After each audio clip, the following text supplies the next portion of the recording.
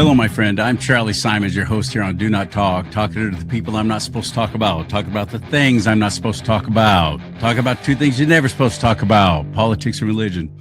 Everything you're not supposed to talk about, that's what I talk about on Do Not Talk. That's why it's called that.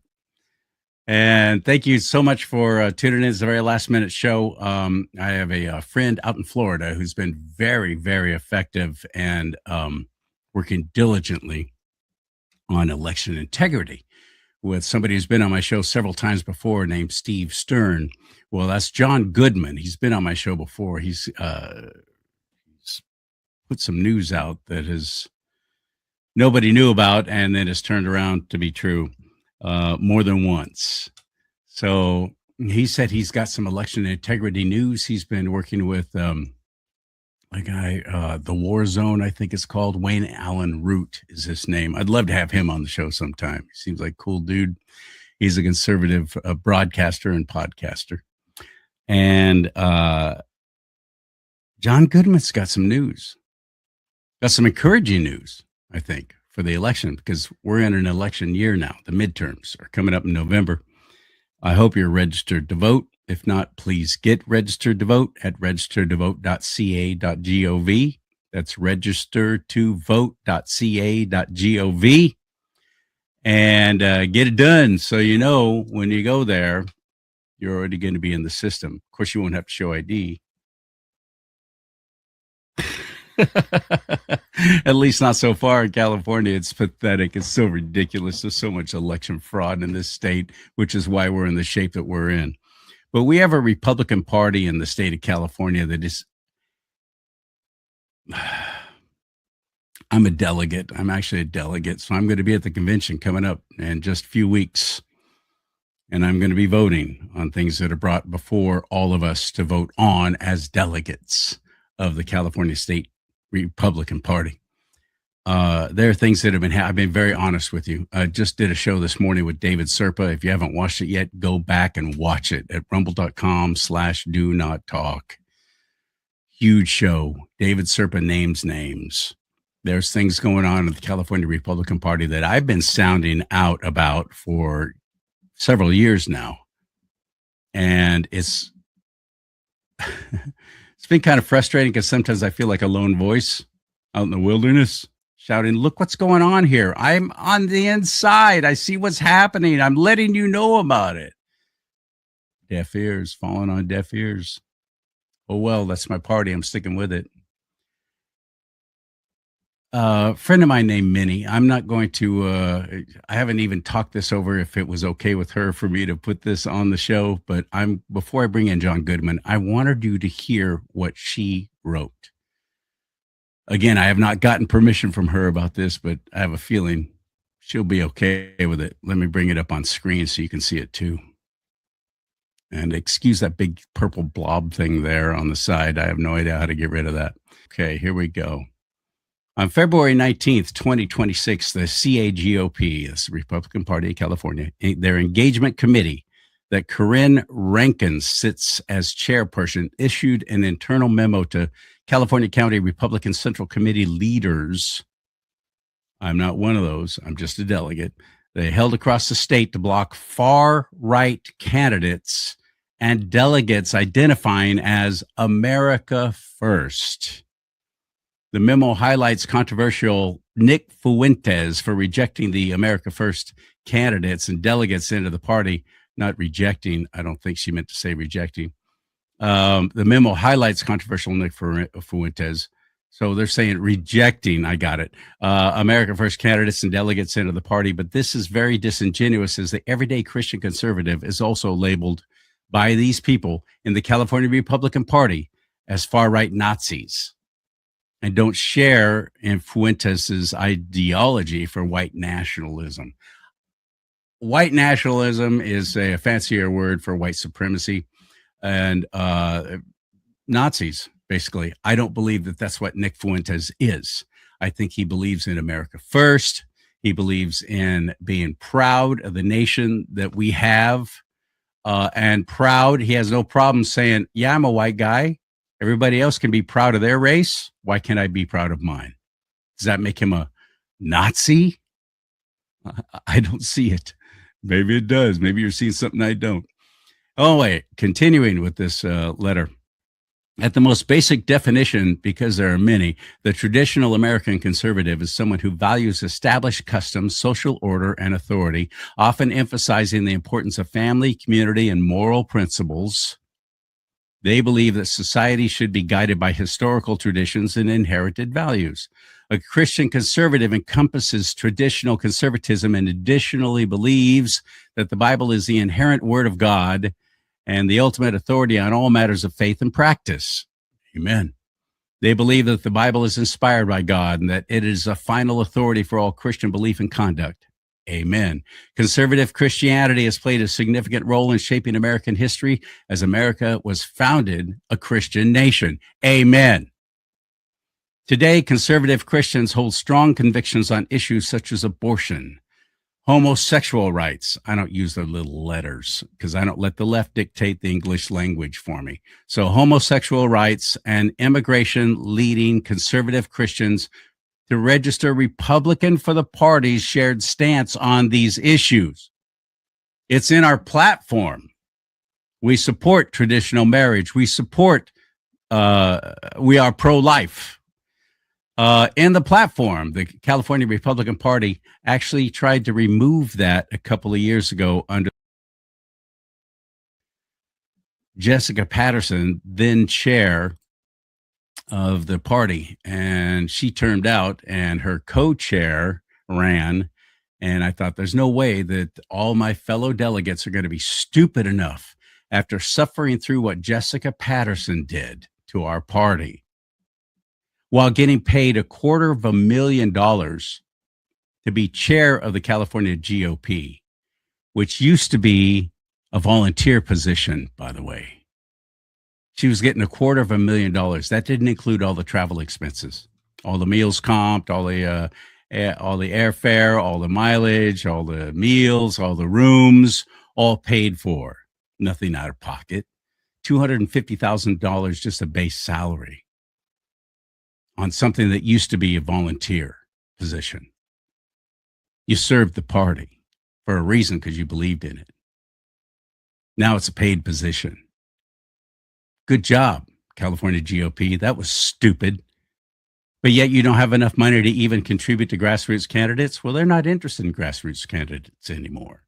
They don't want those in the party, as we're seeing in the California Republican, the race for governor, gubernatorial race that's happening this year.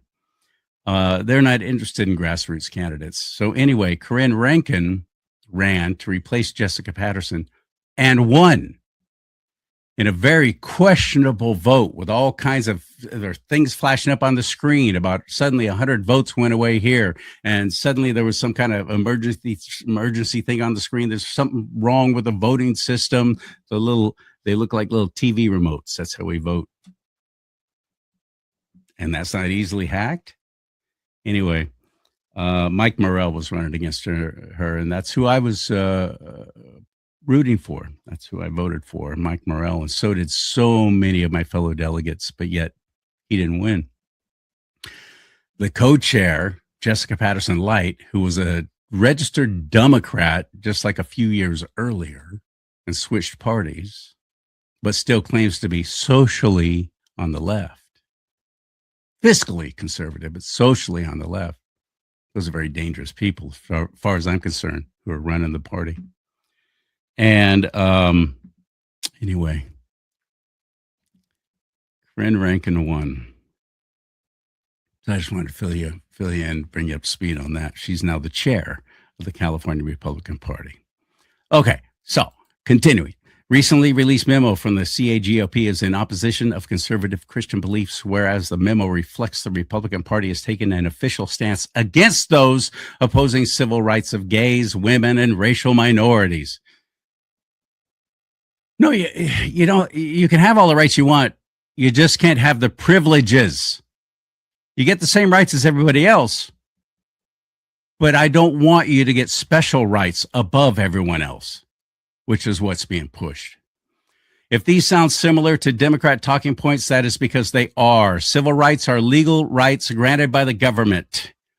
Natural law refers to inherent rights that are universal and not dependent on any laws. Natural law emphasizes fundamental human entitlements such as life and liberty, which cannot be taken away by any authority. Christian conservatives are pro-life, pro-nuclear family with a mother and a father for flourishing procreation and the nurturing of children under nature's law, God's law. On racial minorities, no person is born inherently racist. We are not each other's enemy. Both leading political parties of America use polarization to keep us divided. Amen, many. To understand where the current changes are coming from within the California Republican Party, I'm going to need you to take you back to last year when Corinne Rankin was elected the new CAGOP chair. I attended the CAGOP convention in Sacramento, and I was there as well. I'm reading what Minnie wrote here, though. I attended the CAGOP convention in Sacramento where Corinne Rankin was elected chair in March of 2025. It was actually the convention down in Los Angeles where that happened. Anyway, I was there in support of Mike Morrell for chairperson and Lonnie Kane, CRA endorsed candidate for CAGOP vice chair. Lonnie Kane, awesome. My voice is grassroots, and I spoke from the street for the everyday hardworking man and woman. There are hundreds of delegates in attendance of the California GOP convention to choose their new chairperson. This particular election had a feeling of urgency to it. Absolutely right, it did. The warning bells had been rung that Rankin was not the best fit for the chair. The Rankin Files, that's an actual YouTube channel, gave voting delegates an extra eyes view into who Rankin is at her core. She professes her views are aligned a Democrat. She shares other core beliefs and ignores directly answering questions. I know that to be true because it's what she did when I interviewed her before she won chair. She'll never go on my show now, guarantee it. When someone tells you who they are, pay attention. But when someone shows you who they are, believe them. I'll link those Rankin Files below, and she did. In the end, the race was called, and Rankin took 57% of the vote, beating out her competitor, Mike Morrell. However, some delegates questioned that the voting tabulation wasn't fair after sharing test runs failed to calculate the correct number of votes. And in other reports, there were accusations that absentee delegate votes were brought up and carried to favor Rankin. Those were bought and paid for. I'm quite convinced. I'll throw in allegedly, just in case they decide they want to turn around and try and sue me. When Rankin was called the winner, I was told by a delegate in attendance there wasn't much excitement from the audience. No, there was not. And when Morrell spoke, the audience roared in approval of him. Yes, that was true. Melissa Snow, who I admire and respect, of the Snow Report, reported on the resolutions that failed during the convention, which were several key America First and law-abiding resolutions, and none of them passed. None of them. Keep in mind as you read these failed resolutions that the California Republican Party claims to have increased its own voter registration roll and was pivotal in getting Trump elected. But when it came down to supporting Trump's America First agenda, the actual votes by voting members themselves reflected a different story. Resolution number 6, supporting President Donald J. Trump in his efforts to enforce immigration laws, did not pass. Resolution number 11, supporting President Trump's administration national farm security action, did not pass. Resolution 19, ensuring election integrity by removing non-citizens from voter rolls. Just makes sense, right? That passed, but it failed due to lack of quorum. Failed due to lack of quorum? I'm sorry, what? How come there was enough quorum for everything else? Explain that. All right, continuing. You can see here for yourself in these failed resolutions where the split is within the party itself. There are the establishment voting members who did not support Trump's America First agenda. And then there were those voted against the former Democrat Rankin to support Trump's America First agenda. Christian conservatives that are actively political and see what's happening within the party have already begun to exodus themselves of the Republican Party, electing to register as no party preference. Daniel Mercury, running for California's next governor and author of Lucifer's Zenith, where Daniel details his experience with all forms of government corruption and deception, said, Quote, if voters only knew how infiltrated each of those groups had become, they would easily identify candidates with moral decree instead of just believing what their party tells them, unquote.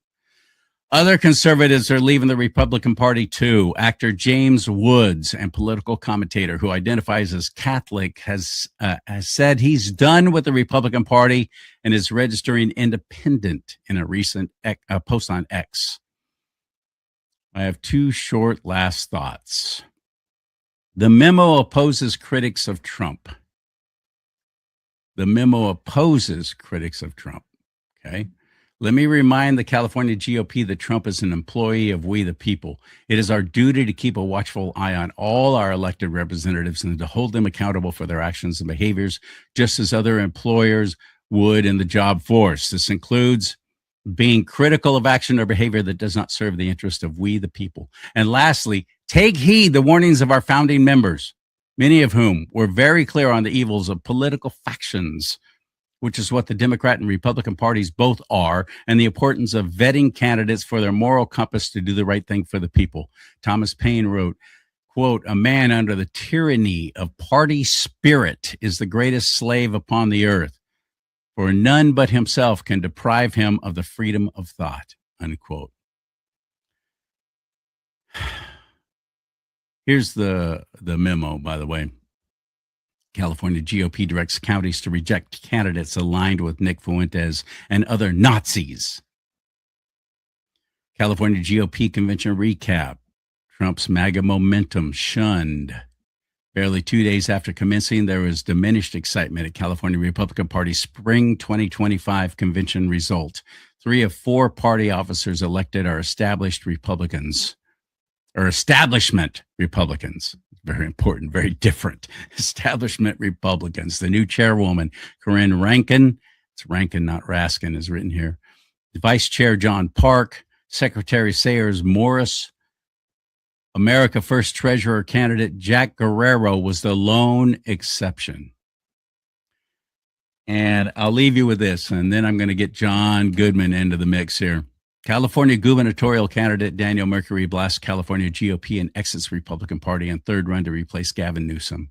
Quote, U.S. Navy veteran and constitutional conservative Daniel Mercury registers no party preference ahead of the June 2nd, 2026 primary.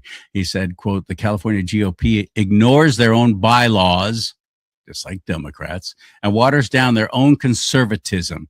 It is the group that no longer votes its conscience and has compromised its moral compass, unquote.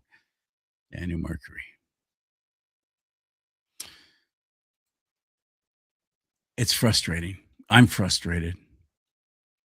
I don't know what's coming up at this convention in just a few weeks. 2 weeks, actually. But I will be there. I'll let you know. I'll be doing some live reports from there, too, here at rumble.com/do-not-talk. But right now, somebody who's very well ensconced in election integrity, working with American patriot heroes like Mike Lindell and Wayne Allen Root and Jerome Corsi and many others, is on the show. Let's get him in. Hit it.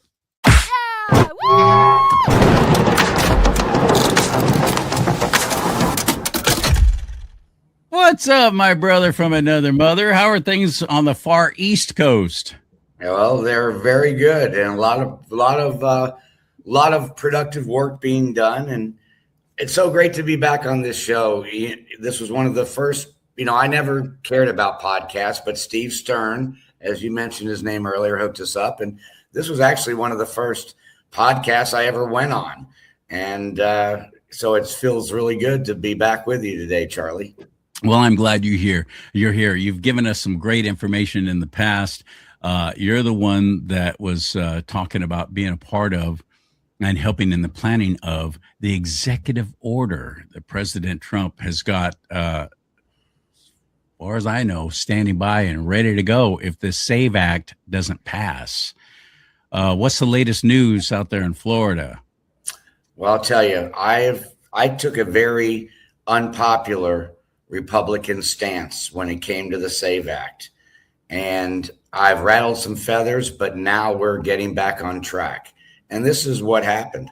As you recall, The original SAVE Act was focused on proof of citizenship and voter ID, yet it said nothing, zero, about the number one culprit of election fraud, which is mail-in ballot. It wasn't even in the SAVE Act, okay? Right. And the bottom line is it's the number one way illegal aliens they're cheating here in California, that's for sure. Yes. And anyone believes that an illegal alien hiding from ICE is going to go down to the election office to register in person is living in a fantasy world. Well, so here in California, they don't have to. All they have to do is get a legal driver's license and they can get registered to vote. No questions asked. And you're talking about motor voter, I assume. Motor voter law, yes, in California. Right. So I was not a big fan of the SAVE Act, and I'm not a fan of it now because and I'm going to tell you why. Number one, Donald Trump added to the SAVE Act mail-in ballot, no mutilation of children for transgender, and no men and women's sports. So now it is in Charlotte's web of a legislation bill that, by the way, is at least 10 votes short of the 60 vote threshold. And it is amazing to me that 80% of Republicans are standing on the bow of the Titanic, knowing that the SAVE Act is on a respirator. And the SAVE Act, I had a three-way call. I'm going to drop some names. The hell with it. I had a three-way call with Steve Stern, Wayne Root, and myself 3 weeks to a month ago. And I called the SAVE Act a red herring. Everything in the SAVE Act dealing with elections is in President Trump's election executive order on steroids. But nobody knows what's in it. You know what I mean? Yes, I do. Well, like Nancy Pelosi said, we've got to pass it to be able to know what's in it. So there you go. Go ahead and pass it. And I'll never forget that. That was a whole Obamacare thing. Remember that? That's one of the classic lines in political history. These idiots don't even read what they're voting on. No. But the SAVE Act, 5 pages. That's it. It's like as short as like a CR, like a continuing resolution. I mean, it's not going to pass. And it's time for the Republicans to take a dose of reality. And so Donald Trump, as you know from last time I was on your show, he was ready to release this executive order in early November. And here comes the SAVE Act. Mr. President, we've got a way to solve all of this. You don't have to worry about all these challenges in court and all the pushback. We're just going to be able to pass it through Congress. Well, it did pass in the House. In the House, yeah. But it's never going to get 60 votes because even if every single Republican, CharLee, voted for the SAVE Act, it would still be 7 votes short. And the Democrats know that mail-in ballot is their number one tool for cheating. And I'll give a quick example. John Fetterman, who was for the SAVE Act, but now suddenly he's turned against it. That's right. And why? He was for the SAVE Act in that original where I told you that it was just proof of citizenship and voter ID. Oh, because those 2 other things were added. Now suddenly he doesn't want it. Got it. Well, he even said, why are you tampering with mail-in ballot? So I've told you many times that there's no such thing as mail-in ballot. It's not in the Constitution. It's not in the 1965 Voting Act. But let me now give you some things that have happened since I talked to you last and to your fans last. My fan. No, CharLee. You're very well. You may be in a tough spot in California as a California delegate, but you are respected as a podcaster and individual. So Thank So you let's, both for watching. yeah, no, there'll be plenty of people that will get the message through Okay, all CharLee right. Simons. Absolutely. So the Democrats, now it's like mail-in ballots are legal. It's just part of our voting system. Well, since I talked to you last, two big things have happened. As you recall, I found some verbiage in the Constitution that shed some real doubts on the state's powers over elections, if you recall that. Mhm. It's gotten even better. And I met with Peter Tickton in his office in Deerfield Beach, Florida, face to face for 25 minutes. And so I will refer you to an interview April the 6th, 2020, as COVID just started to rage around, right? April 6th, 2020. This is Nancy Pelosi talking to CNBC. And the title of her interview is called Lawmakers Push for Vote by Mail in Response to Coronavirus Pandemic. They knew that there was no such thing as mail-in ballots. And in the interview, Nancy Pelosi says, quote, the country needs to move toward a vote by mail system to give citizens a safe way to cast their ballots while the coronavirus makes it too dangerous to congregate. So what ended up happening is Donald Trump signed a declaration giving the states power to open up. Everyone can vote by mail because of the pandemic. Joe Biden didn't switch it back. So the Democrats know it's illegal.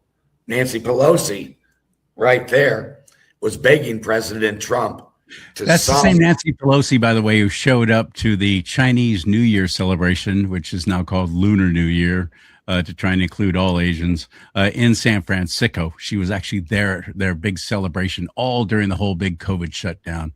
She was wearing a mask, though, so it was safe. This is the same woman who's saying we can't show up to vote in person, so we better all vote by mail. What a scam that was. I'm so sorry that President Trump approved that because, to my knowledge, it is unconstitutional and should have never even been allowed. But yet here it is still thriving in states like California. Well, that's where I'm going, CharLee. By the way, I'm going to prove before this show's over that Miss Rankin's targeting of anyone that identifies as America First is illegal. I'm going to flat out prove it right now on your show. And maybe you take it back to the Republican delegates. Okay? I will. Okay. I will. So number one, besides the constitutional law that I submitted to Peter Tickton, and I went to his office because I wanted to have something as a backstop at SCOTUS because, well, first of all, the SAVE Act is hurt because it's delayed the release of the executive order because everyone's waiting for it to pass. It's not going to pass. No, heck no. They're going to drag it out and the whole thing they're going to filibuster and all this crap. And they want to take a spring break, an Easter break, as they call it. They don't want to deal with all of it. It's not important enough to them to put in this kind of work. Is there any question why almost every American at this point just hates our legislators in general, hates the Congress, hates the Senate? We're sick of it. We're done with it. We can't stand these people. And we watch John Thune, the majority leader in the Senate, throw a little dog show for all of the members of the Senate, and they all brought their dogs, and they had a little dog show after he had just said, oh, yeah, no, we just don't have the kind of time to really bring this to a vote right now. Well, the bottom line is this. Regardless of what I think about John Thune, regardless of what I think about the SAVE Act, the reality is it doesn't have the votes, and it's not going to get the votes. So Donald Trump needs to go ahead and release his executive order, which has been ready for several months. Okay, because as soon as he signs it, it's going to have a appeal put on it by the Democrats. They're going to challenge it. Then you've got to wind through the appeals process. And the goal is there has to be enough time to get it to SCOTUS. And now I'm going to tell you how the oral argument at SCOTUS is really, and this sounds very arrogant, is really awesome. And the Democrats will be out of gas at SCOTUS, even if a left-wing judge in appeals puts an injunction on it. It'll still be upheld and codified by SCOTUS. And I'm going to tell you. By the way, for anyone who doesn't know, is the Supreme Court of the United States. Yes. I never want to assume that everybody knows. I always explain things. Absolutely. But the Supreme Court, of course, this is going to wind up, whether it's an executive order or whether the SAVE Act passes. There is something that John Kennedy from Louisiana has introduced, and it's something I hadn't heard of, but it's a way for them to require only 50 instead of 60 votes. Yeah, you know about that? I do know about it. And what they say they would do is try to do a quorum vote during the recess, because if the Senate's out of session, then it just needs a simple majority. But do you really think that the Democrats are going to leave town knowing that when they come back, their coveted mail-in ballot would be gone? I mean, it's almost like recess appointments, right? You know how sometimes parties push through a few judges during recess appointments? Yeah. Oh, yeah. Sure. Legal, yes. Realistic, again, I'm fully aware of it. It sounds great. Hey, when you're at home, we'll push the SAVE Act through. They're not going home. The Democrats are not going to go home. The mail-in ballots is their lifeblood. They can't win elections without them. They're not going anywhere. Chuck Schumer's telling them, don't you leave Washington, D.C. city limits or your ass is in huge trouble, buddy. It's true, Charlie. I know, but they're trying. But I see what you're saying. I think let me throw it out here. See if I am on the right track. You're wanting and encouraging President Donald Trump to go ahead and just say, screw it, and put the executive order into action because it's going to have to be done anyway. But I believe that President Trump is doing this for two reasons. One, he's certainly fully aware that we're in a midterm election year and that we've got to maintain and even increase our majority in the House and in the Senate, or the last 2 years of my president's term is going to be far worse than anything that Nancy Pelosi tried to bring down on him during his first term. It's going to be horrific. Are the American people going to realize that? Are they going to wake up? Are they going to say we're sick and tired of Democrats? No, because all this cheating is still into effect, and there's a whole lot of people who will never vote for anything with an R in front of its name.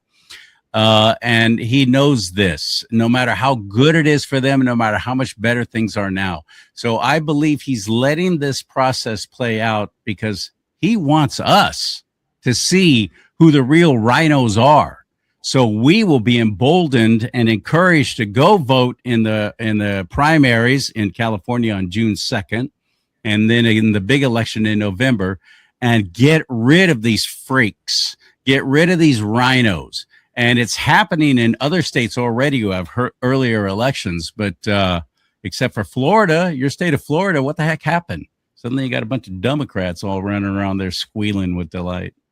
Well, I'm telling you, what you just said is really playing a risky game, because what me and Wayne Root are calling it is 2 for the price of 1. If you want to sit there and fight for a bill that is a long way from passing, way short of votes, but release the executive order, then you have a legislative attack and an executive branch attack.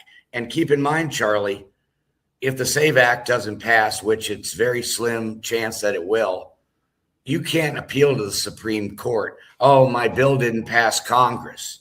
No. But you can appeal if an appeals judge puts an injunction on a presidential executive order. Okay? That's important. The other thing is, I'll drop some more names. I called Scott Pressler. I called him myself. I had had enough because he's pushing the SAVE Act even when it was just proof of citizenship and voter ID, with not even a mention of the number one culprit of the fraud, the mail-in ballot, over 50 million per election over the last 3 cycles. And he didn't want to hear it. He had a meltdown. He did. Yeah, I don't care. It's true. He had a meltdown.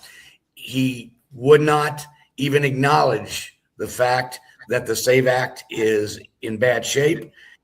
He would not acknowledge that it's not mail-in ballot strong enough. Wouldn't acknowledge anything. And if you notice and then I've been watching him, his posts now are dealing with the Department of Homeland Security, and he's running for city council or something in Beaver County, Pennsylvania. So he convinced a lot of Republicans. I don't know what it is, whether it's that he goes to Capitol Hill in looking like a cowboy with jeans and hair down to his shoulders, and so Democrats want to look like, hey, everybody's got a voice, we'll talk to this guy. I don't know what the motivation is, but why the Republicans continue, Mike Lee, continue to say that the SAVE Act is got hope, is delaying Donald Trump, delaying it, running through the process. And if it doesn't get to SCOTUS in time, we will have millions of illegals voting mail-in ballots, and the Democrats will take back Capitol Hill, and Donald Trump will likely be impeached. And if they use him and somehow are able to take both houses, he could be thrown out of office. Actually removed from office. Yeah. Yes. So I want to tell you the other reason why me and Wayne Root and some other national people, I'm not the national people, they're the national people. I found something else that is extraordinary. And if you found it, I'd call it extraordinary. I wanted to find something that gave that, if he released it and it got to the Supreme Court, something that was irrefutable, that the court could not rule against his EO, could not in a million years rule against it. So I started looking at every Supreme Court case from 1950 to this present. Is the stuff that John Goodman does that I love. He does stuff. He does what media people used to do, investigative journalists. That's what he does. Go ahead. I can't wait to hear this. Yeah, started with 1950, and I went through thousands of cases to find something that might help when Donald Trump's election EO, if it ever makes it to SCOTUS, if he'd ever get off the SAVE Act like everybody else, a dying Titanic, and release it. There's a decision over 30 years ago from the Supreme Court, and I will tell you right now, it's from 1995, and it's called Term Limits v. Thornton. And everyone listen very closely to this, because the powers to be are extremely happy to have this. This is going to blow everybody away right here. 1995, Term Limits versus Thornton. It was a case out of Arkansas where an incumbent was gearing up to run for re-election, and the Arkansas legislature, without a vote or without on any ballot, just instituted term limits. Said you can't run. Just on their own, their little never took it to a vote or anything. Nothing. This is what we're doing. Okay, gotcha. And it went to the Supreme Court. And as you know, the Democrats say that they can do mail-in ballots for all and do all this crazy stuff that's not in our voting laws because the Constitution says that states determine the time, place, and manner of elections. I'm not sure. Oh, that's the key word, manner. Which is called the Elections Clause.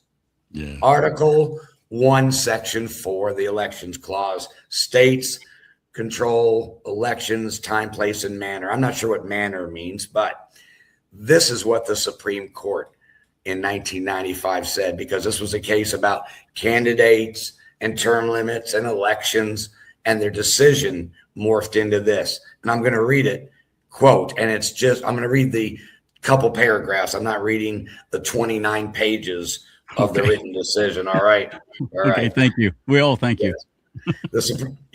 They said the states cannot go beyond protection of the integrity and regularity of the election process and instead operate to disadvantage a particular class of candidates or negate the need for a general election.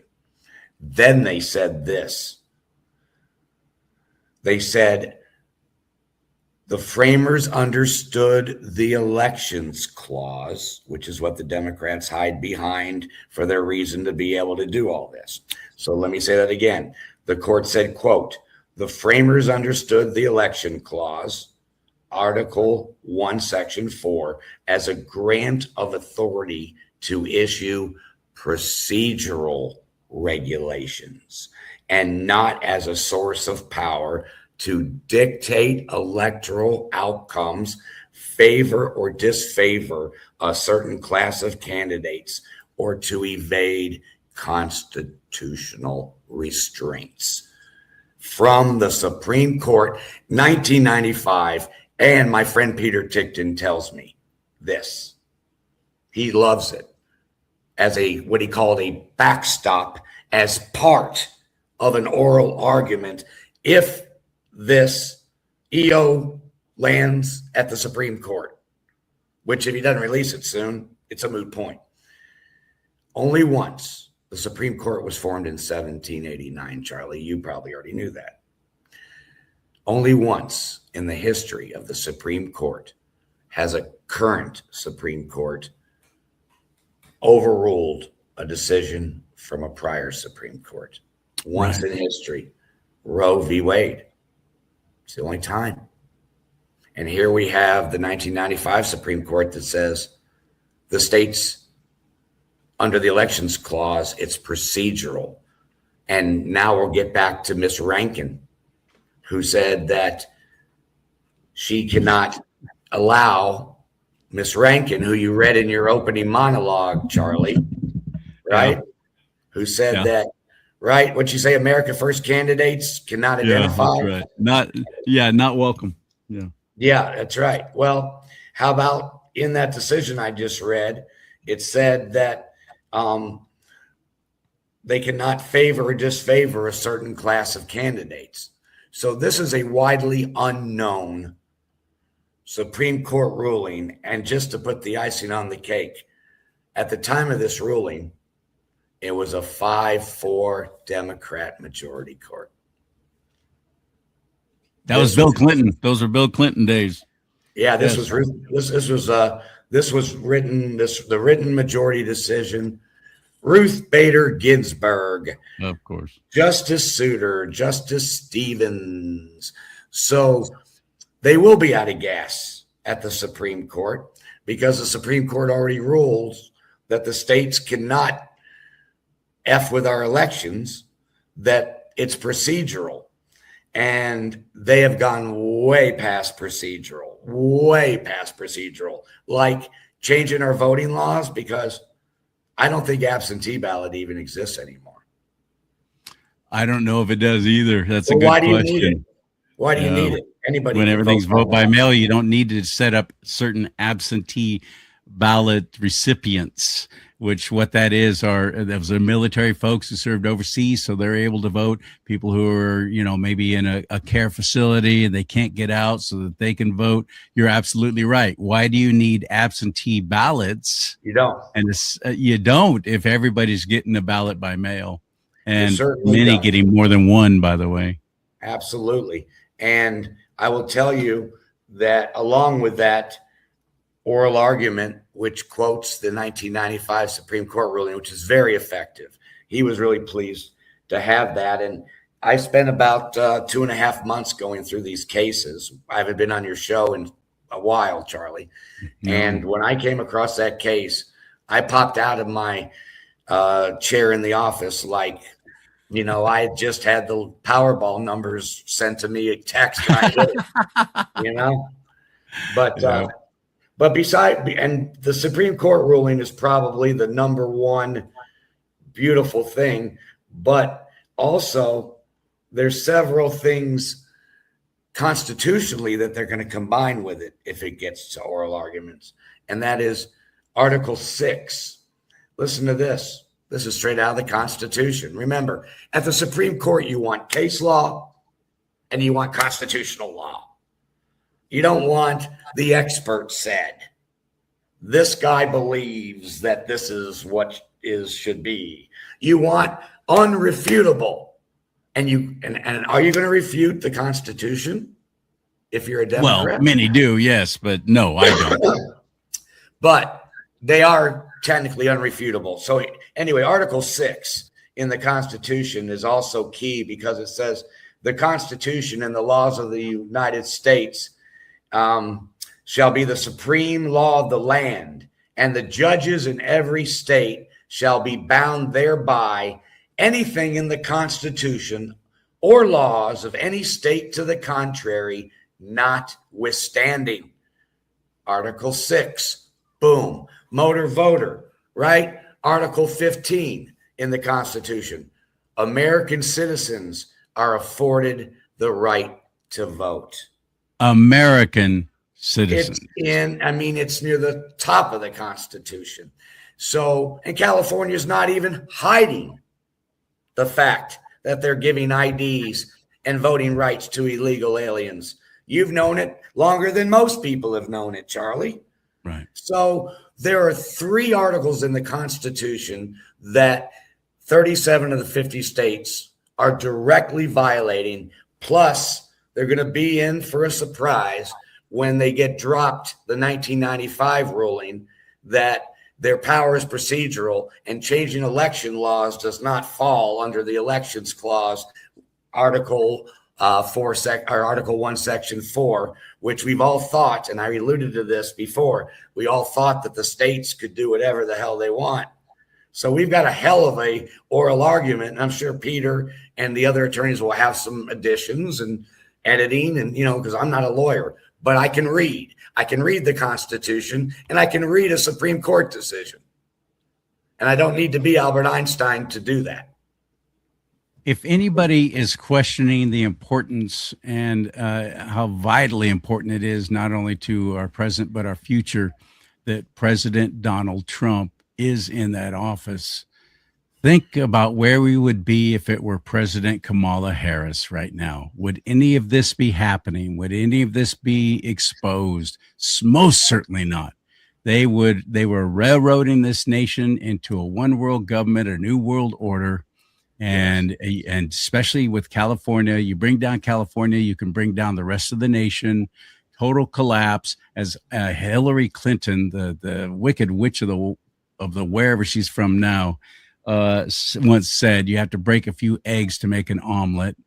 They were absolutely willing to burn this entire nation down and rule over the ashes because it's all part of the whole depopulation, one world government, new world order. President Trump has stood against that. He's gone after the cabal. He's gone after the deep state in ways that it would have never happened if he were not in office. The last thing I'm ever going to do is criticize President Trump for not using just the right language or anything else right now, because I am so grateful that he is there. Thank you, Lord, for this opportunity. Thank you very much. Please protect and pray for the president. Please pray for his protection. Pray for the protection of his family, of his cabinet, his administration. Can you imagine the attacks that they're going after, the plots against them, the ways to destroy him, dismantle him, take him down, even kill him? Can you Yeah. imagine the people who want to see him go away? It is extremely wicked, and we're fighting against spiritual forces. We've got to be praying. We've got to get with the Lord, our creator. We got to be praying through Christ Jesus. If you don't believe in my Lord and Savior Christ Jesus, I hope you'll reconsider that, because I care about you. But if you don't, just pray. Pray to the creator for protection of President Trump. I can only imagine what it must be like for him every day, and who wants to ruin him and destroy him. I am praying that he releases the executive order soon, because the executive order, as I've explained, will hold up. But the time frame is the biggest concern, because and we need it now. We got to be moving. We're only a couple of months away from the primaries. Look, you know that an appeals, a left-wing radical judge that puts an injunction on it, Of course. he's going to sit on it before issuing the ruling as long as legally possible, because They're trying to wait us out. to run out the clock. That's You're what's going right. on, CharLee. They're trying to I'm run out the clock. You know what? I was thinking, well, let this play out, and John Toon will do the right thing, and it's all going to happen, and they'll pass the SAVE Act, and all will be right and good in the world. But no, But I'm now, starting to realize you're right. You know, Right. when Donald Trump initially held off, when the SAVE Act first came out, to wait and see how it went, mail-in ballots weren't even in it. So then he added it, or he made them add it.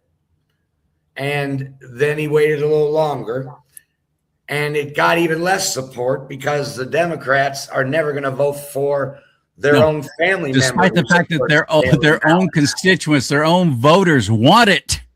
Yeah. That's the most appalling thing to me, with an overwhelming majority of all party lines thinking, yes, we should have voter ID. That just makes sense.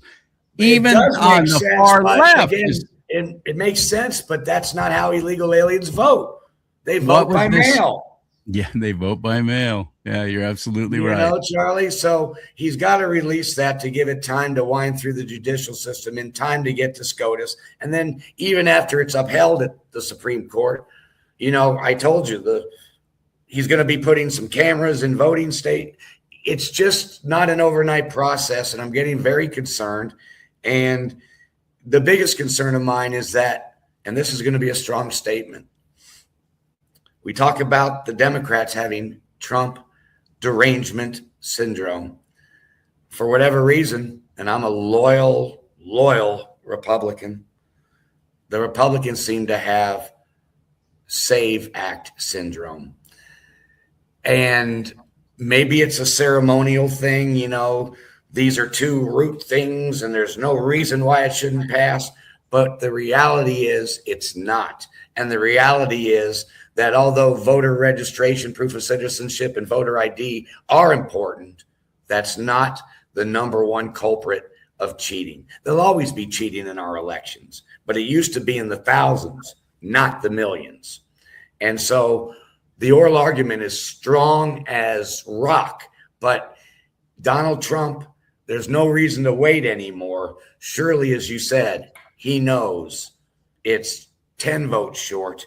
And I don't know if your fans and viewers who are all over the place saw the new amendment that Lisa Murkowski just tried to slap onto the SAVE Act, making it okay if you're an illegal alien 55 or older, you don't have to prove your citizenship or show voter ID. And that's a Republican. So I would say the two-prong approach is the way to go. The SAVE Act is on a respirator at Memorial Hospital, and the executive order needs to come out, CharLee. And if the people that support the SAVE Act could see what's in the executive order, they'd be happy. No, it doesn't have men and women's sports in it. No, it doesn't have no mutilation for children for transgender. No, it doesn't have that.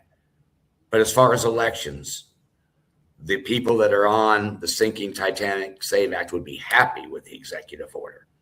It needs to be released. We've got to do it now. This is imperative. We're in an election year. That, CharLee. You know, it's been ready. Then the SAVE Act ended up being a big red herring. I hate to say it. And I wish it had passed and it was all lovey-dove kumbaya. But the Republicans better get a dose of reality. It's not passing, and the time is running, and the Democrats are more than happy to debate the SAVE Act until the end of time, because as long as they can preserve mail-in ballot, they are good shape. All they have to do is stall it long enough to get through this midterm. That's what they're counting on, to get through this midterm election year. All they have to do is stall it long enough to where they still have all their voting, cheating crap in place. And then they can attack if we can't get a majority in the House and the Senate. Yep, it's absolutely right. They're running off the clock, and I hate to say it, they're doing a pretty damn good job of it at the moment. And, you know, the Republicans are not helping themselves at the moment. That's for sure. And, you know, look, I did have that tense conversation with Scott Pressler. He does have a lot of followers. He's an influencer, but he is sending his message to the road to nowhere, because it's time to finally say, we gave the SAVE Act. I pushed it. I tried. I this, I that. But now we have to get behind the executive order from President Trump, because we just don't have the votes. I mean, if you really are an American patriot, at some point you have to look at the reality, because we're on a path right now where mail-in ballots are going to ruin this country in November. And I will add this.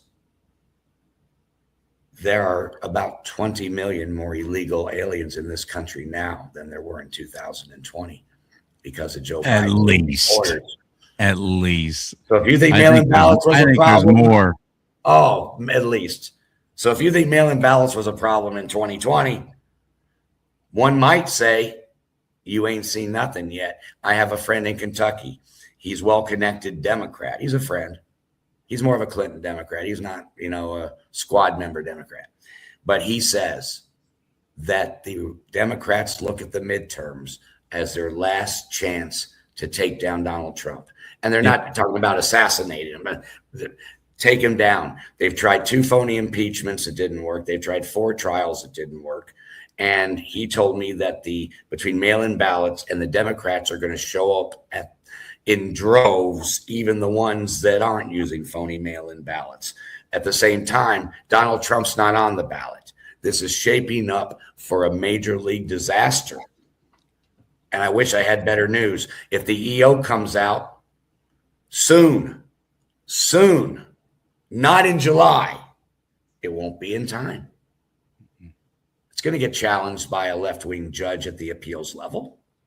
We've said that all along. We've talked. And like you said, they'll sit on it until right at the very last minute, just to again play out the clock even more.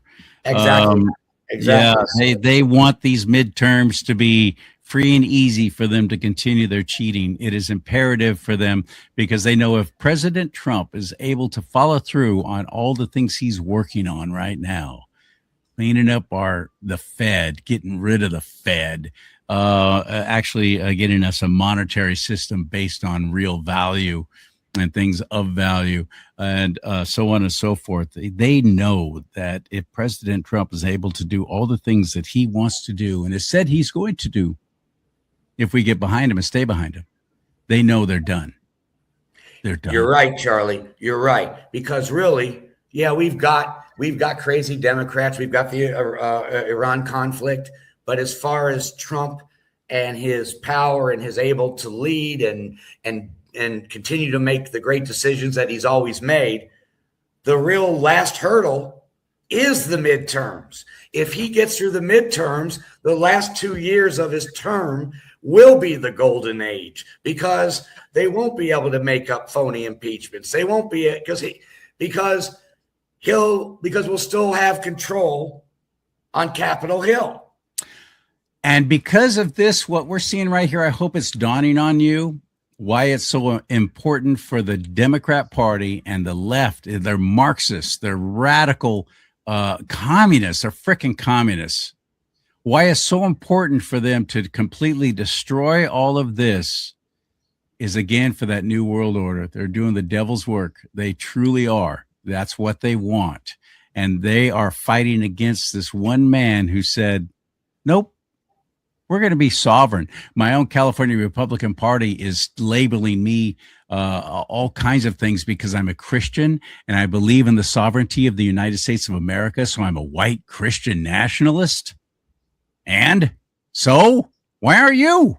I don't care what color you are. Do you believe in the sovereignty of the United States of America? Do you think that we are a God-blessed nation that was created through divine intervention? As if you look at the writings of our founding fathers, this is a blessing from God that we, the people, have at least one voice, one time in who's going to be calling the shots for us at the top. The rest of the world and the New World Order does not want anybody having that kind of freedom and can't be having a nation as powerful as we are continuing. That's why they want to destroy this. Are you starting to realize this? Is this dawning on you? I pray it is. And I also hope that you pray for President Trump and protect him. I'm with you, John, because I've been sitting back going, oh, the SAVE-Act's got to pass. It's got to pass quickly because we got the primaries coming up, California. Something's got to be done about all the election fraud here. We got to start showing ID and so on. I'm thinking this is fantastic. We got to get this done. This is the way to do it. But now I'm realizing after talking to you, screw them. Just do the EO, let it go through the courts, let it be challenged by some goofball lefty, let it go to the Supreme Court, and let it be done. And also, I'm with you. I agree with you now. Perfect. And this current Supreme Court, if you look at the decisions they've made over the last 4 months concerning illegal aliens, 3 months ago they ruled President Trump can continue deportations. That's from the Supreme Court 3 months ago, okay?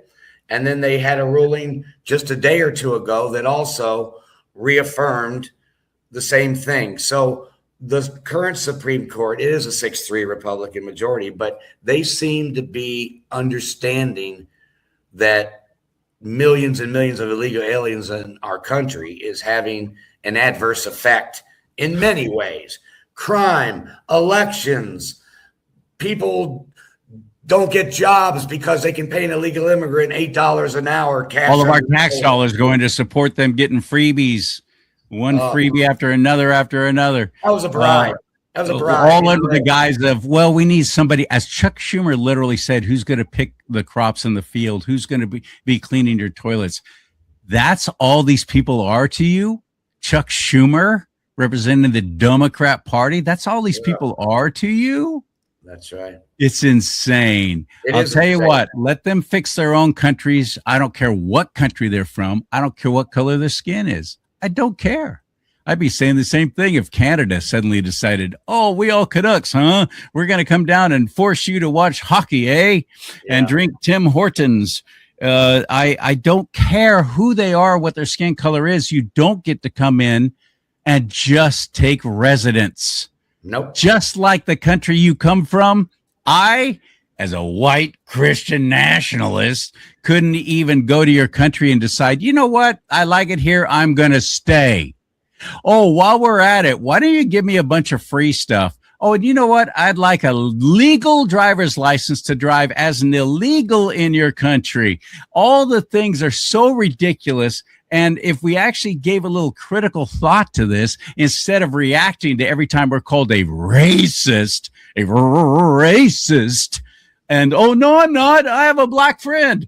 Again, I don't care what color somebody is who's coming across the border illegally.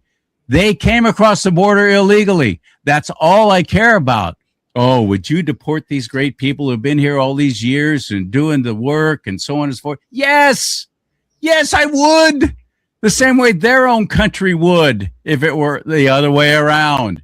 Yes, get out, self-deport. They're offering how many thousands of dollars to people who are willing to self-deport now? Right, yeah. We'll pay you to go back to your own country. They raised it, yeah. They raised it, that's right.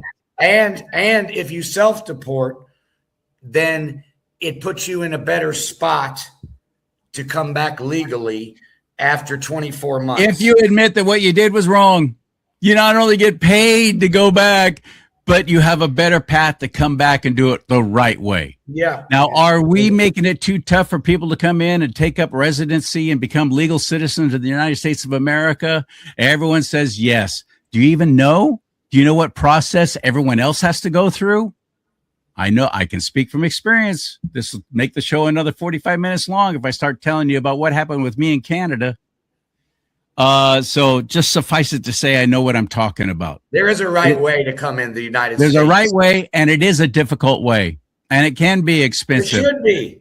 And it should be difficult. Exactly. CharLee, what happens if I went over to France and my visa was expired? For 6 months. You got a visitor's visa. Yeah. 6 months. And I was illegal in France, and I decided I was going to go to French President Macron and say, I like it here. I want to live on croissants. And I want to vote in your elections too. The rest of my life. Oh, yeah. And I want to vote in your elections. Yeah, that's right.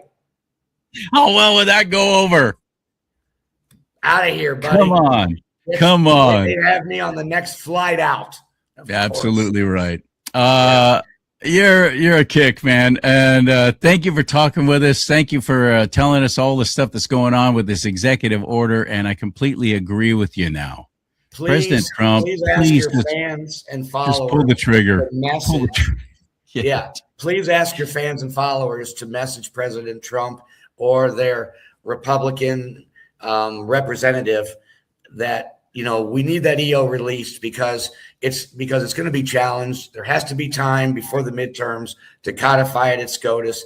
Got a great SCOTUS oral argument, but if it doesn't get there, it's all for naught. Mail-in ballots in play, and then there's not going to be another president with the balls to do all this after Donald Trump leaves office. If we don't fix it now, Kamala Harris, I do believe, probably has a pair, but she would have never done any of this because it's not in their best interest. They're not interested in one bit in fixing the elections here. They're interested in their new world order and their one-world government. I'm completely convinced of that. Not fixed now. We could have rigged elections for decades to come. Oh, yeah.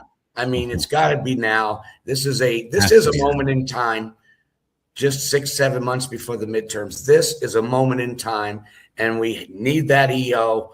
The SAVE Act was a good idea. We need Plan B because SAVE Act Plan A is in intensive care. I sometimes forget to open the chat room. This time I did though. Yeah, and I love this, Linda Falseman. I'm going to show what you just wrote on here. EO, oi, oi, oi. Is that now, right? Yeah. Exactly. And Linda's right. Linda's right.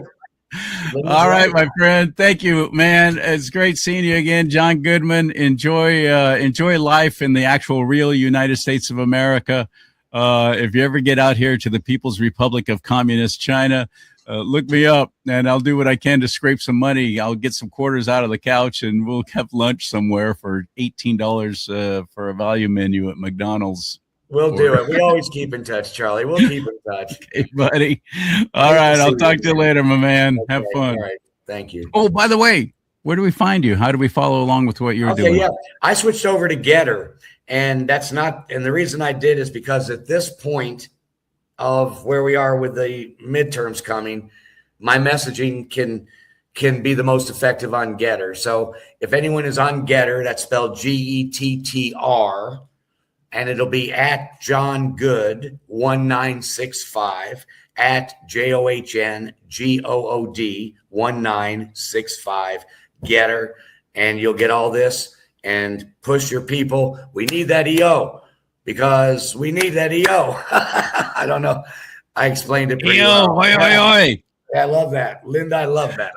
Yeah, man. I'll talk to you later. I need to get over on Getter too. I do. YouTube's giving me 2 strikes, 1 more, and I'm out. This show may do it. Who knows? I've already had Facebook delete all of my pages. No longer on Instagram. Meta, which is supposed to be kinder and gentler towards conservatives. What a freaking lie. What a complete putrid lie that was. The censorship that's going on right now during President Trump's reign is worse than ever. And it's all AI. AI is taking everything down, deleting people. That's why everybody's jumping over to Rumble. And like John did over to Getter. I need to get on Getter as well. So go to rumble.com/do not talk. If you don't have a Rumble account yet, forget YouTube. Screw YouTube. Go to Rumble. It's the same thing, only it's friendly towards we conservatives. Why would you not be there? Rumble.com/do not talk is where you'll find my channel on there. And go to my website, please. Buy some products like this awesome mug. Let's talk about politics and religion. It's a big old 15-ounce coffee mug, too. And of course, it's red. I will stay a Republican. I'm not going to even entertain any talk about splitting away from the party. Nope. That will guarantee we'll never win another election. Ross Perot comes to mind. Anybody remember that? And all the Republicans were going, well, I like this guy, and the party's not talking to him, and we're going to get behind whatever dreaded. I am not going to leave the Republican Party as long as in their platform they are pro-marriage, pro-traditional marriage, and pro-life. Because I vote with biblical values in mind. So I'm not going to leave the Republican Party. I don't want you to think that. And people like John Goodman, I've had so many conservatives, including, who was I talking to just the other day? They were saying, oh, we're leaving the Republican Party and we're going to do this, we're going to do that. And I'm going, no, please don't. Please don't.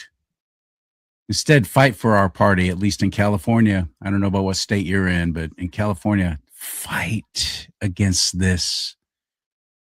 Start paying attention. Get registered to vote. Show up for the midterms and the primaries. Please. I'm not going to quit.